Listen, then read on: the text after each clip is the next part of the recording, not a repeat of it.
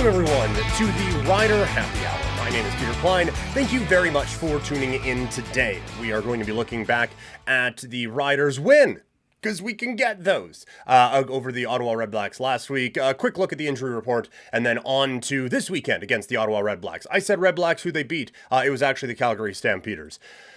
Either way, a team that wears red and black, so, it checks out. Either way, it's going to be a fun show, so thank you all so much for tuning in today here on the Couch Potato Diary Sports Network. All right, so last week, Ryquell Armstead was the star of the show in his Rider debut. I wrote this in 3 down, but it's a nice joke to make twice. Paraphrasing longtime WWE announcer, the late Gorilla Monsoon, it was the unstoppable force against the very movable object, as Armstead carved up the Calgary run defense for 207 yards. It was an unbelievable performance, and I kind of made the oops last week, saying that it was going to be Hickson in the lineup. That was not the case. Obviously, Armstead comes in, and he looks electric. And the biggest difference that he was able to make was on first down. Every time we have done these, and I know it hasn't been as consistent as we want, but every time we have done one of these, we have talked about what? The Riders being too reliant on running on first down. And they did that again here. They just actually got results from it, which was honestly a nice change, a nice little change of pace that they were able to get that. Looking a little bit deeper into the numbers, they had 25 carries with Armstead. 17 of those came on first down. On those 17 carries, he went for 137 yards, averaging 10.5 yards per carry. And there's one big run in there, but it's obviously that tips it over the 10.5. But it's not like one big run bolstered a big average. He went for 70 yards. It was a 39-yard run. There were a lot of very effective ones. When I do the NFL preview on the flagship show here, Couch Potato Diary, I look at runs that are successful, or success rate for offenses. And in the NFL, that is half of what you get, or half of what you need is considered a successful play. And so if we take that into here, where a successful run on first down is 5 yards, he was successful on 14 of the 17 carries. 14 of those were for over 5 yards, giving the Riders so many different options that they could go to on second and short. He was an absolute game changer for the Saskatchewan Roughriders offense, and no point was that more obvious than late in the game when they were running the clock out and draining things away from the Calgary Stampeders. And everyone in Western Canada knew the run was coming, and no one on Calgary could stop it. And that was a matchup that we had kind of focused on coming into the week, and it was one that the Riders were able to exploit again in this game. So a fantastic performance from Armstead that really made life easy on Trevor Harris. He needs only 248 yards and a touchdown to get the win and get this team to 37 points. And again, he was able to spread the ball around. Kean Schaefer-Baker has another good game. Keyshawn Johnson, I like that they went back to him after a couple of slips against Winnipeg, maybe cost them. He did get a touchdown in that game also, but he was very effective. It is difficult to kind of pinpoint which Rider receiver is going to get the ball on any given play or in any given game. Emelis looked like he was going to break out after a couple good games against Winnipeg. He gets to just 2 targets. And now, Myers is going to be back. Bain is still not as much of a part of the offense as I thought he was going to be. And I still think, and maybe this has changed now, and we just don't know the full scope of what Myers can do and what Keyshawn Johnson can do. I still think when everyone's healthy and everyone's going right, Bain might be the most talented receiver this team has, but I do think other teams are noticing that and taking him away. And Trevor Harris, being the vet that he is just taking what is open and getting those opportunities. I still can't stand the amount that they throw it short of the sticks on second down, but I think part of that in this game was Calgary bringing some pressure on Harris, forcing him into some of those situations and causing some frustration for me. But overall, this was, they put up 37 points. That this was a good defense or a good offensive effort from the Stampeders. On the defensive side of things, they did a good job as well. For sure, don't let them get a 70-yard quarterback sneak off the right side to kind of get things going. But then after that, the defense shut down. down. And Calgary was able to get a couple of scores late in this game to make it closer than probably it was. This felt like a game that Saskatchewan was the better team in through the entirety. And one of the things we talked about was our concern going in was that there is no Milligan, that there are a couple of other injuries on the defensive side of the football, and they were still able to come out with a really, really, really strong game. And this was what they needed. So again, some of the injuries, so the defense against the run wasn't as strong as it normally is from a Saskatchewan standpoint. But overall, you look at the overall picture, this was a well-played football game by the Riders. And the 7-game winless streak does kind of, I think, lead you to believe that there have been some times where this team hasn't played all that well. And I've said it before, I don't think that's the case. I actually think Saskatchewan has been playing some pretty good football. It has just been that winning time thing that has been giving them a bit of an issue. And they got that, I think, for the most part, kind of figured out with Armstead being able to run out the clock there. And ultimately, look, they needed a win so bad, given how everything has gone in the last little bit. And now you get that. Armstead, it's a huge addition right away. I'm going to assume we're not going to average 200 yards a game on the ground with Ryquell Armstead. I feel pretty good about that. But he gives you another high-level weapon. And I think, Hickson was off the injury report. I don't know what Ouellette is going to be going forward, but it is, you can never have too much talent. And I think this gives the Riders a little bit more room for creativity, which over the last little while has not really been a strong suit of theirs. And I think it just gives you a little bit more of a dynamic playmaking ability. Him and Hickson, I think, are going to be an interesting duo. And then when AJ Ouellette comes back in, interested to see how it all kind of plays out. But you look at how it sets up for everything now. The offense gets another toy to play with. The defense is going to be getting healthier. They're not forcing the turnovers that they did, but Milligan's going to be back in the lineup. Lanier's back. They have a couple guys who are injured right now, but there is still a team. This is still a team that is getting healthier now at the right time. And it does kind of feel like you've put Calgary in the rearview mirror. A lot can change. And we have seen when you assume anything with this Saskatchewan Roughriders team, it tends to not really go that way. And we all know if you're watching a Rider show or listening to a Rider podcast, you've probably been through it a little bit with this team. There is a general understanding that it never quite goes the way we think it's going to go in Saskatchewan. And so to just assume that it's done with Calgary is probably whistling past the graveyard a little bit, but this is it gives you a bit of breathing room, and it sends them way far back and creates a whole lot of doubt in this city that I'm in, based out of Calgary, in the next couple of weeks. But also, it gives you that breathing room. You are now 3 points up on Edmonton and now Hamilton for third place in the West. You still have BC right in your crosshairs, and while I do think the Lions are going to get out of this little slump that they're in, and I think honestly were on their way to doing that and just had a bit of a speed wobble against Toronto a couple of weeks ago, you are still right there. If they aren't getting it figured out, if they don't get it figured out, you're still right there to take advantage of it. And as we talked about, you have one road game left. And now, at the beginning of the year, one road game in Edmonton looked like a whole lot better of an opportunity than it does now. But that is going to be a gigantic game. But B, after that, aside from that, you are home Ottawa, you are home to BC, and you are home to Calgary. So some tricky games in there, for sure. But having most of them be at home feels very, very good from a Saskatchewan Roughriders standpoint. On the injury report, Ajo is out, or Ajo, is out. The Riders do have a lot of wide receiver depth, and so it gives him a chance to kind of get all the way back, all the way healthy. Obviously, you would rather him be out there and be playing and be contributing, and even just during the week be practicing and be a part of this offense and continuing to refine some of the skills that you can get very excited about around this kid.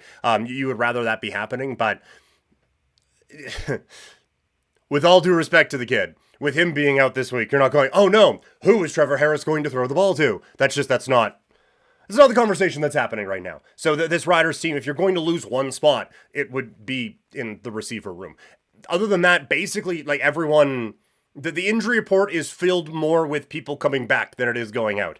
Milligan is back after the birth of a child, which is fantastic. Lanier coming back as well. Rivas looks like he got sick during the week. He was fine. It wasn't wasn't even listed on the injury report on the first practice. And then I believe it was limited the next two because of an illness.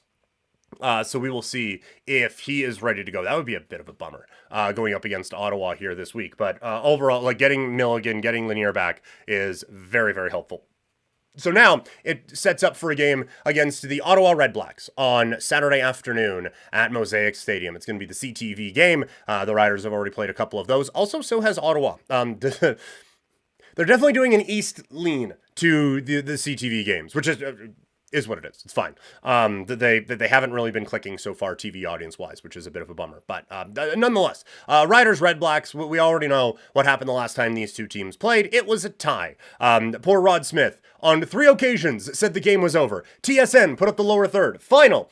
This team won. This team won. And it only was true once. It was a very weird game. Since then, Ottawa has been on a roller coaster. They won a couple in a row after that, but they do seem to have been falling off as of late. While Saskatchewan, we know, it wasn't going great to that point, and then it continued to not be great after that until very recently in Regina. But obviously, the big star of this one, coming out of the win over the Calgary Stampeders, is Ryquell Armstead. He'll be going up against an Ottawa run defense that when you just look at the overall numbers of what Ottawa has been doing against the run, it looks pretty good. But they are getting beat to shit injury-wise right now. And Darius Pickett is out, and that didn't help them last week against Montreal. Basically, like, Santos Knox and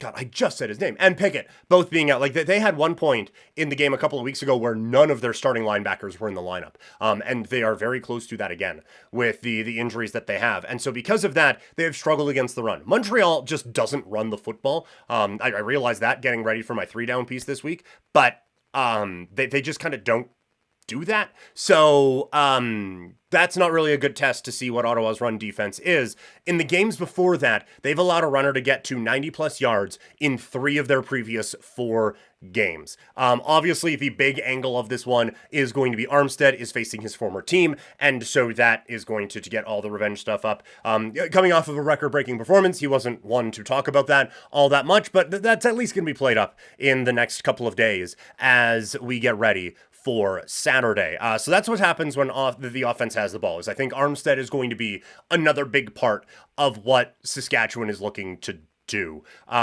because of the injuries that Ottawa has. I do think this is also, quite frankly, a secondary that can get a little exposed at times. That there were a couple of plays against Montreal on the weekend where Rambo, they were like, oh, it was a skinny post and look at that, and he kind of just like looked one way and then just drifted a little bit, and that was far too much for the defensive back to wrap their head around.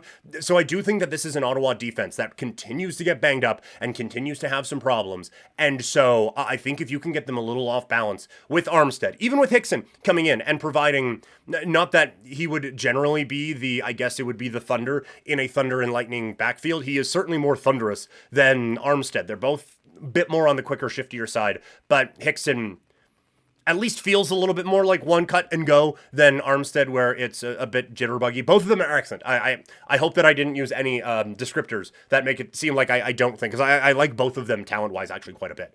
But I think that you can have Ottawa be a little off balance with that and then be able to attack them in the pass game with the wide range of receivers that Saskatchewan has. I actually think this is going to be a good day for the offense. Defensively, the Riders, as I mentioned before, they're not creating the turnovers that we have seen in the past. They've only created 2 in the last 3 weeks. But I do think defensively they are playing some pretty good football. I expressed a little bit of frustration before on some of the underneath stuff. That was kind of all they gave up against Calgary, and that certainly helped, and they were able to limit things. For Ottawa, though, this offense has not been moving very well. They have 21 points or less in 3 of their last 4. 2 of their last 4, they've scored 12. They've also turned the ball over 9 times in the last 2 games. And that's why I bring up the part about the Rider defense only creating a couple of turnovers.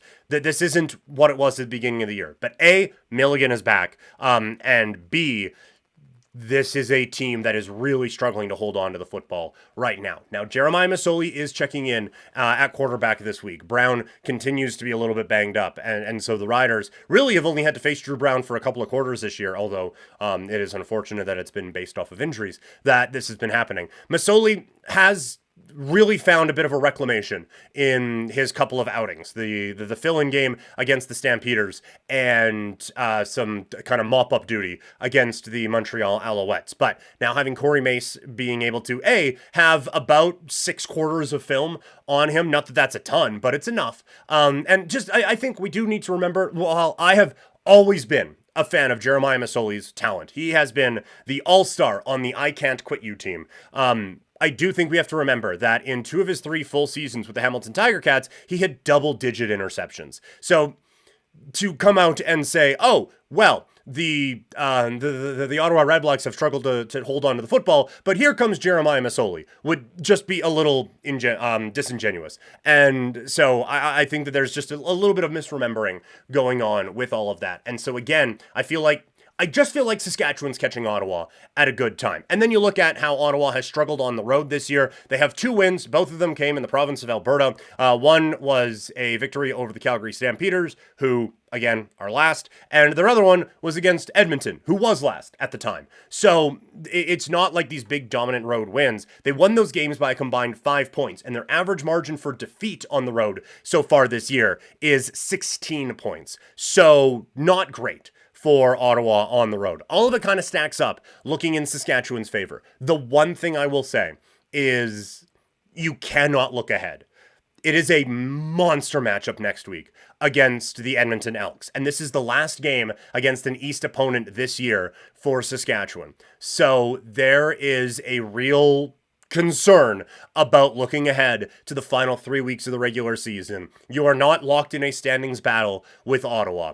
No one can catch you this week. And so there is a little bit of human nature where it might be a little bit easy to, just beat Calgary. We got some big games coming up, but we got some breathing room. This isn't a direct whatever. It's just a game. Let's just, we can take a breath. And you absolutely cannot. No more breathing until November for this team. This cannot be a look-ahead spot. Saskatchewan has to be focused on this game. They have had a couple of those little blunders, and it led to a 7-game winless streak. So this cannot be the time where Saskatchewan looks past an opponent. This is a great opportunity. Edmonton is facing a very difficult test in Winnipeg to kick off the week. So you will have a understanding going into this game of, and I think that kind of helps a little bit, of are you going to be having an opportunity to kind of maintain a 3-point lead in the standings, or are you going to be able to do what you just did to Calgary and kind of put them out of mind and just be able to focus ahead on the BC Lions? If Winnipeg can beat Edmonton again, which now Edmonton's heading into Winnipeg, and it doesn't get easier playing in Winnipeg as the year goes on. So I do think that you have to look at this. Oh, likely spam calling me. Lovely. I do think you have to now look at this as a real opportunity. And while maybe the team in front of you isn't the one you are battling with, there is a chance that if Edmonton loses, you can just put them away. And if they don't, then you're only 1 point clear of them. And it can maybe lead to you focusing a little bit more on the Edmonton game as you're going into Saturday. But it also kind of puts a little bit of that pressure on to keep that distance and make that game in Edmonton mean just a little bit less as you get ready for next week. But it's going to be a fun one. I gave my full pick on against the spread and all of that on 3 down, so I'm not going to do that here. I'm just going to say that I think the Saskatchewan Roughriders, and you probably figured this out, I think the Riders do pick up a win in this game. So that is going to do it for the Rider Happy Hour today. Thank you guys so much for tuning in,